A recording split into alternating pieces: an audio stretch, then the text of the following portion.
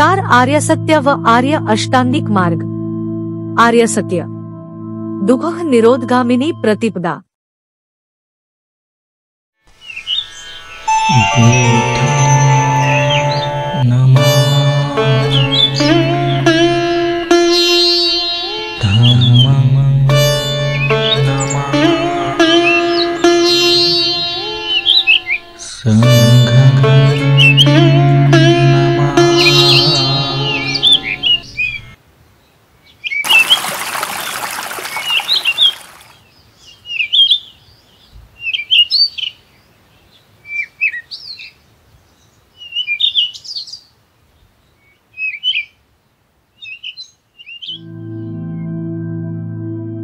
सम्मासती सम्यक स्मृती।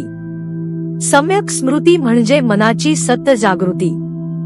दुष्ट वासनांवर मनाचा पहारा ठेवणे हे सम्यक स्मृतीचे दुसरे नाव आहे।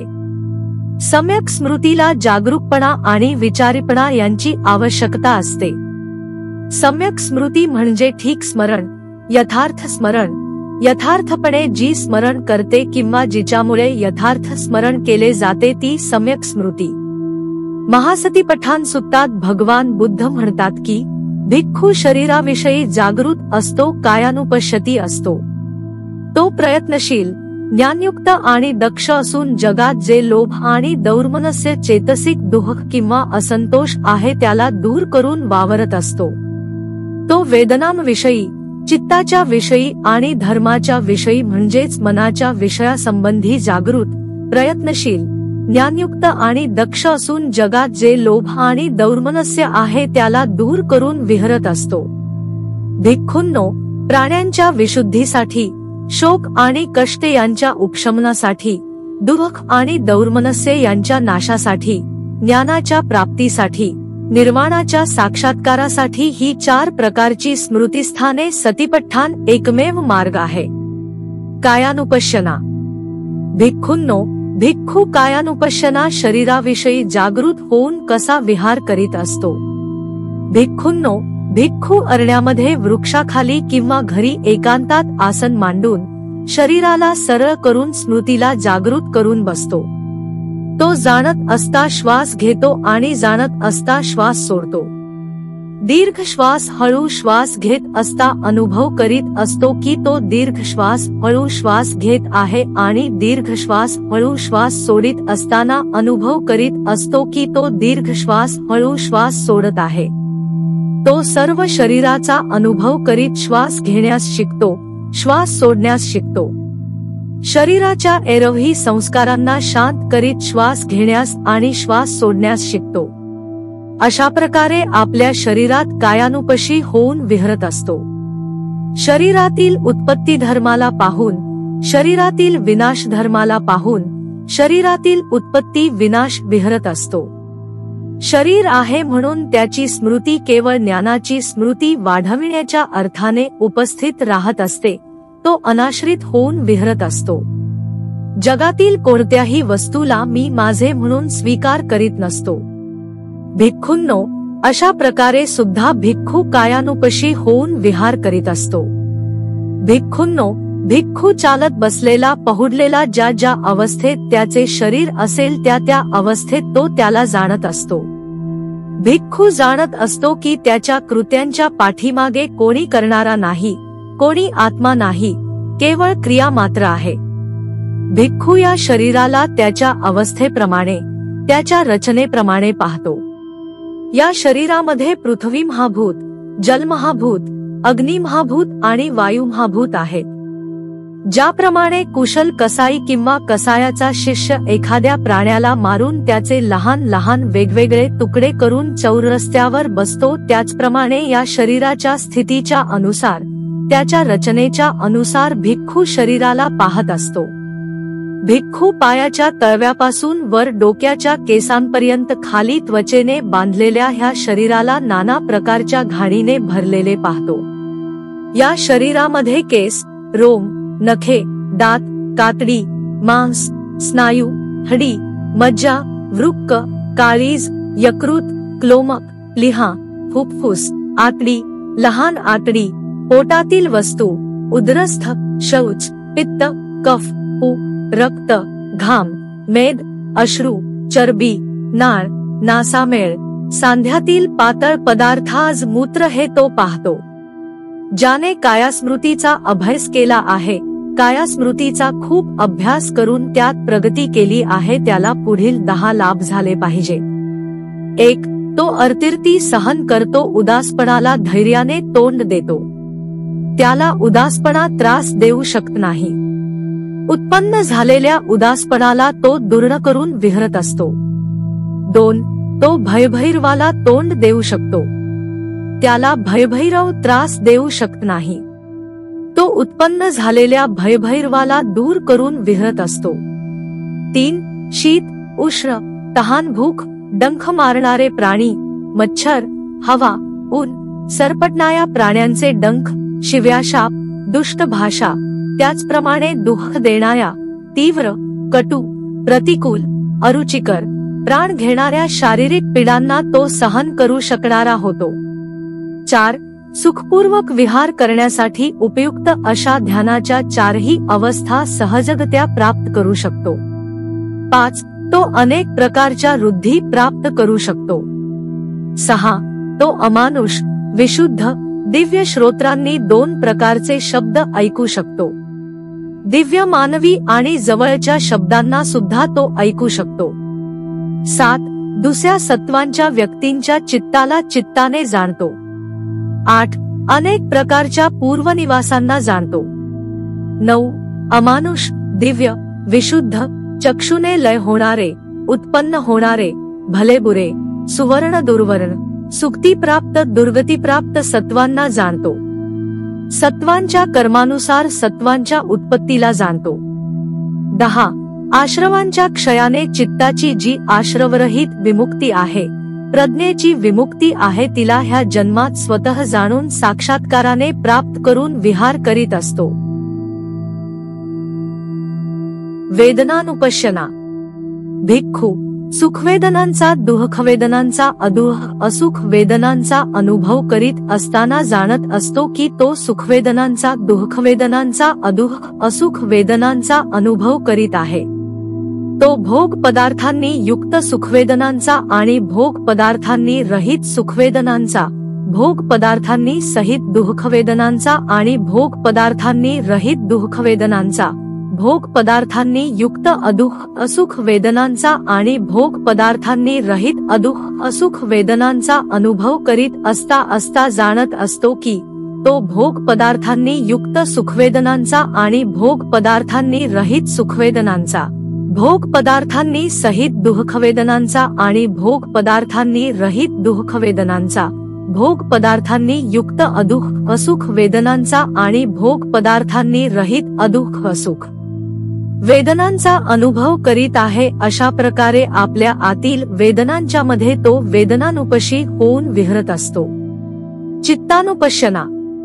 भिक्खू विकारयुक्त चित्ताला जाणतो की हे विकारयुक्त चित्त आहे, विकाररहित चित्ताला जाणतो की हे विकाररहित चित्त आहे. त्याचप्रमाणे तो सद्वेष चित्ताला, द्वेषरहित चित्ताला, समोह चित्ताला, मोहरहित चित्ताला, स्थिर चित्ताला, चंचल चित्ताला, महापरिणाम चित्ताला, अहंगत चित्ताला, सुत्तर चित्ताला, अनुत्तर चित्ताला, एकाग्र चित्ताला, एकाग्रतारहित चित्ताला, विमुक्त चित्ताला आणि अविमुक्त चित्ताला ते जसे आहे तसे जाणतो. या प्रकारे तो चित्तामध्ये चित्तानुपशी होऊन विहरत असतो. चित्तामध्ये उत्पत्तीला पाहतो, चित्तामध्ये लयाला पाहतो. चित्त आहे म्हणून त्याची स्मृती केवळ ज्ञान आणि स्मृती वाढविण्यासाठी उपस्थित राहते. तो अनाश्रित होऊन विहरत असतो. जगामध्ये कोणत्याही वस्तूला मी माझे म्हणून ग्रहण करीत नाही. धर्मानुपश्यना. भिक्खू 5 निवारणांना, बंधनांना पाहत असता धर्मानुपशी होत असतो. 5 निवारणे. 1. त्याच्यामध्ये कामछंद, कामुकता आल्यावर तो कामछंद आहे असे जाणतो. त्याच्यात कामछंद नसल्यास कामछंद नाही असे जाणतो. कामुकतेची उत्पत्ती आणि उत्पन्न झालेल्या कामुकतेचा कसा नाश होतो हे जाणतो. नष्ट झालेली कामुकता परत कशी उत्पन्न झाली नाही हे तो जाणतो. 2. त्याच्यामध्ये व्यापाद क्रोध आल्यावर तो व्यापाद आहे असे जाणतो. त्याच्यात व्यापाद नसल्यास व्यापाद नाही असे जाणतो. व्यापादाची उत्पत्ती आणि उत्पन्न झालेल्या व्यापादाचा कसा नाश होतो हे जाणतो. नष्ट झालेला व्यापाद परत कसा उत्पन्न होत नाही हे तो जाणतो. 3. त्याच्यामध्ये स्थानध आळस आल्यावर तो आळस आहे असे जाणतो. त्याच्यात आळस नसल्यास आळस नाही असे जाणतो. आळसाची उत्पत्ती आणि उत्पन्न झालेल्या आळसाचा कसा नाश होतो हे जाणतो. नष्ट झालेला आळस परत कसा उत्पन्न होत नाही हे तो जाणतो. 4. त्याच्या मनात उद्धटपणा आणि वाईट विचार औद्धत कौकृत्य आल्यावर त्याच्या मनात उद्धटपणा आणि वाईट विचार आले आहेत हे तो जाणतो. त्याच्या मनात उद्धटपणा आणि वाईट विचार नसल्यास उद्धटपणा आणि वाईट विचार नाही असे जाणतो. उद्धटपणा आणि वाईट विचार यांची उत्पत्ती आणि उत्पन्न झालेल्या उद्धटपणा आणि वाईट विचारांचा कसा नाश होतो हे जाणतो. नष्ट झालेला उद्धटपणा आणि वाईट विचार परत कसा उत्पन्न होत नाही हे तो जाणतो. 5. त्याच्यात संशय विचिकित्सा आल्यावर तो संशय आहे असे जाणतो. त्याच्यात संशय नसल्यास संशय नाही असे जाणतो. संशयाची उत्पत्ती आणि उत्पन्न झालेल्या संशयाचा कसा नाश होतो हे जाणतो. नष्ट झालेला संशय परत कसा उत्पन्न होत नाही हे तो जाणतो. भिक्खू 5 उपादान स्कंध धर्मात धर्मानुपशी होऊन विहरत असतो. भिक्खू चिंतन करतो, हे रूप वेदना संज्ञा संस्कार आहे. रूपाचा वेदनेचा संज्ञाचा संस्काराचा उद्य होणे अस्त होणे. भिक्खू आतील आणि बाहेरील 6 आयतनांमध्ये धर्मानुपशी होऊन विहरत असतो. भिक्खू डोळ्यांना जाणतो, रूपाला जाणतो. डोळे आणि रूप यांच्या कारणाने जी संवेदना उत्पन्न होते तिला जाणतो. संवेदनांची उत्पत्ती कशी होत असते तिला जाणतो. उत्पन्न झालेली संवेदना कशी नष्ट होते हे जाणतो. नष्ट झालेली संवेदना परत कशी उत्पन्न होत नाही हे जाणतो. त्याचप्रमाणे कानांना, नाकाला, जिभेला, शरीराला, मनाला जाणतो. भिक्खू 7 बोधिअंग धर्मामध्ये धर्मानुशी होऊन विहरत असतो. भिक्खू स्मृती संबोधी अंग, धर्मविचय संबोधी अंग, वीर्य संबोधी अंग, प्रीती संबोधी अंग, प्रश्रब्धी संबोधी अंग, उपेक्षा संबोधी अंग हे सर्व असल्यावर उपस्थित आहे असे जाणतो. उपस्थित नसल्यावर उपस्थित नाही असे जाणतो. या सर्वांची उत्पत्ती कशी होते हे जाणतो. उत्पन्न संबोधी अंगाची भावना कशी पूर्ण होते हे जाणतो. आणि भिक्खू 4 आर्यसत्य धर्मामध्ये धर्मानुपशी होऊन विहरत असतो. भगवान बुद्धांनी मनाला जागृत करण्याविषयी सतिपट्ठान सुत्तात दिलेला हा उपदेश अत्यंत महत्वाचा आहे. त्रिपिटकात हा उपदेश 2 ठिकाणी आढळतो. एकदा मध्यम निकायातील 10व्या सुत्तात सतिपट्ठान सुत्त या नावाने, तर दुसऱ्यांदा दीघनिकायातील 22व्या सुत्तात महासतिपट्ठान सुत्ता या नावाने. मध्यम निकायातील आनापान सुत्तात भगवान बुद्ध म्हणतात की आनापानसतीचा सत अभ्यास केल्याने आणि तो पूर्णत्वाला नेल्याने ती 4 स्मृतिस्थाने 1. कायानुपश्यना, 2. वेदनानुपश्यना, 3. चित्तानुपश्यना, 4. धम्मानुपश्यना परिपूर्ण करते. 4 स्मृतिस्थानाचा सत अभ्यास केल्याने 7 बोध्यंगे. 1. स्मृती, 2. धर्मविजय, 3. वीर्य, 4. प्रीती, 5. प्रश्रब्धी, 6. समाधी, 7. उपेक्षा परिपूर्ण होतात. बौद्ध ग्रंथांमध्ये सती शब्दाबरोबरच संपज्ञा हा शब्द नेहमी आढळतो. संपज्ञा म्हणजे सुस्पष्ट बोध किंवा सुस्पष्ट आकलन. सती संपज्ञा म्हणजे जागरूकपणा आणि सुस्पष्ट आकलन.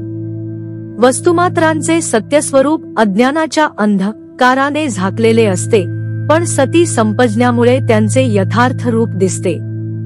जागरूकपणे आणि सुस्पष्ट आकलनाने इंद्रियांना लगाम घालता येते.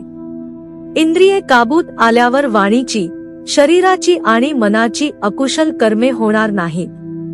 माणूस अकुशल कर्मे करण्याचे बंद करून कुशल कर्मे करू लागला म्हणजे पंच निवारणे नष्ट होतात।